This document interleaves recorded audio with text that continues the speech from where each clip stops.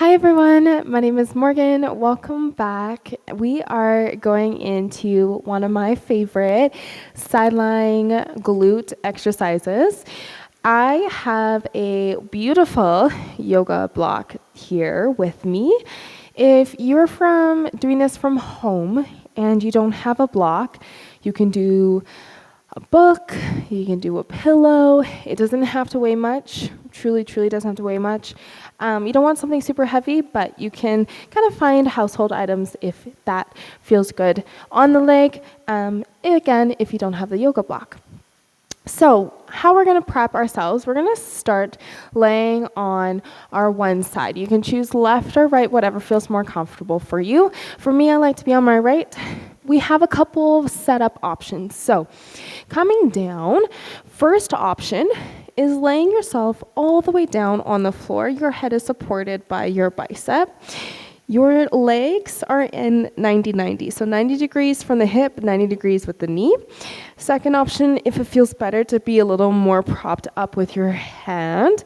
One thing I will note, not very Pilates-y kind of alignment, so we just watch for that ear and shoulder connection. We're just trying to push our bottom ear into that hand a little bit, just so that you feel long in your neck, and it still feel really nice for support. And then third option is coming up onto your forearm. So a lot more shoulder work here today. Having your elbow right underneath your shoulder. So again, this is going to be crucial in keeping that shoulder healthy and happy as we go through this movement. Last thing I want to make note is push the ground away, lift that bottom oblique, and find a wholeness in that shoulder. All right, we're going to take that book or pillow or whatever, or nothing. Take it on the top of your foot or top of your leg. So I have it kind of on that knee balancing. From this position, we make sure ribs are down and in. We use our exhale through pursed lips. We lift our leg until it's hip height, and then we bring it down. We lift and we lower. So at first, this block is going to feel super light, and then by the end of it, it's going to feel like your leg's going to fall off. So that's the beauty of this exercise here. If you start to feel any kind of cramping in your neck, just turn your nose to the floor. We're going to go for 4. Again, we're watching that rib, watching that shoulder. So there's a lot of core stability, hip stability happening here. You've got for 2. Last one, hold it up. Now this knee is going to come forward towards your chest, and then you're going to press that leg away. Think of squeezing through the glute, that strong glute, opening through that hip, and then pulling that knee forward. So it's like your leg is right on top of a table surface, and it's just gliding on top of it. I promise I'm counting for this exercise, especially when you're doing it. You're going to go for 3, really trying to get that hip flexion as that knee comes in, and then that hip extensions come out. So we're working a lot through that hip mobility as well. 2. 1 more, you're going to bring that leg forward once more. If you're laying down or you're supporting your head, you're going to stay there. We're going to lift and lower. Everyone, we're finding that lift and lower once more. Now, if you're propped up on that elbow, option to make this a little more fun or spicier, I kind of readjust my legs so that as that top leg lifts, I lift my hip. Now, I'm pushing my hips forward. I'm thinking one long line through my whole spine, lifting that leg, and then I close my leg, dropping my hip. Notice my shoulder. I'm hollowing out that armpit. I like to say my hip, as it's meeting the ground, is like kissing your grandma on a cheek. You don't want to bruise her, so you don't want to just fall. We're working in strength through this whole movement. This is short, but did I say it's spicy? You've got 2. In 1, you're going to hold that leg up, whether your hip's up or not. Hold. Now the challenge here is to extend your leg with a slight bend. This is where it feels shaky. Watching our weights not back in our hip. Notice the difference when I shift forward over my shoulder. Now we tap the foot and we lift. We tap, we lift. Again, feeling trappy? You can look down at the floor. Exhale. Oh, exhale, keep going. Don't worry about me.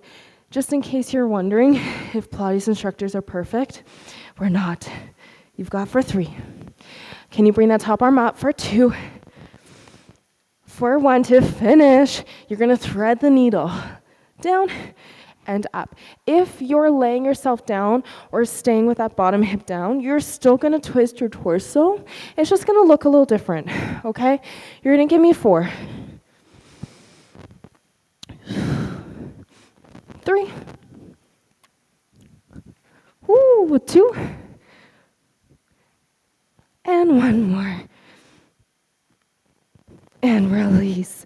Holy moly. Give that a nice little tap. So it doesn't take very much, hey, to get that engagement going. Now we're gonna go to the other side. So bringing along your trusty friend, coming down onto your forearm, all the way down, laying if that's more supportive. Block comes onto the top of that foot. Remember, you're in that 90-90 degree. Take a big breath in. Use your pursed lips. Exhale, lift that leg, and then bring it down. The second leg, more often than not, as we're going through this, it's not going to feel easy right away. It's going to actually start to really feel that deep engagement. That's because, especially if you were lifting your bottom hip down or bottom hip up, you're working a lot of hip stability, so that side glute was working hard for you. So give yourself grace, okay? You're gonna go for 4, 3, 2, last one, holding it up at hip height. Now you exhale, you pull that knee towards your chest, and then you press that leg away, squeezing through that glute, really getting that nice stretch to the front of that leg. Exhale, pull it in. Inhale. Beautiful job. Why this block makes this 10 times more effective is a lot of times we just finding that external rotation. What that means is that knee is rotating up towards the ceiling and we can move through our hip. Now when we feel like we're balancing, notice how slow and more controlled we automatically get. It's a beautiful combination for that hip strength. We're gonna find 1 more. So you're gonna pull it forward, bring it back, and then bring it forward as it feels good to then lift the leg and drop. This is where you give yourself a big breath in. On your exhale option, if you're lifted on that forearm, lift that bottom hip. Drop everything down, lift. Again, that top hand, if you need it, can be more forward in front of you on the floor. Can be on your hip, can be reaching for those stars. And your nose can look down at the floor for more support and release of that upper trap and neck. You've got 3. If you're lifting those hips, keeping that armpit hollow, pushing those hips forward. Ooh, last one. Hold up. Feel nice and long. Extend that leg, still a slight bend. Tap that foot down, lift. Ooh. Oh my goodness, you probably see my legs shaking like nobody's business. You have 4. Can you bring that arm up? For 3. Ooh, for 2. For 1, hold, rotate, and untwist. Again, if you want that foot down, or if you want to take that block away, whoops, feel free to do so. You've got 3. 2, we're gonna readjust. And last 1, and release. Oh my goodness. Give yourself a round of applause on that. Well done. That was my favorite side glute series. Again, this block or a book or a pillow on that leg, you're forcing yourself into that more internal rotation, so noticing that knee rotating down. So that's just going to get a lot more dynamic through that side glute, stretching it out a little bit more, but also working through dysfunction through that hip joint, building mobility, and hopefully makes you feel strong and grounded in your body. Thank you so much for joining me. I hope you enjoyed it as much as I did, and I hope you were shaking like I was, and I look forward to seeing you in another video. Bye.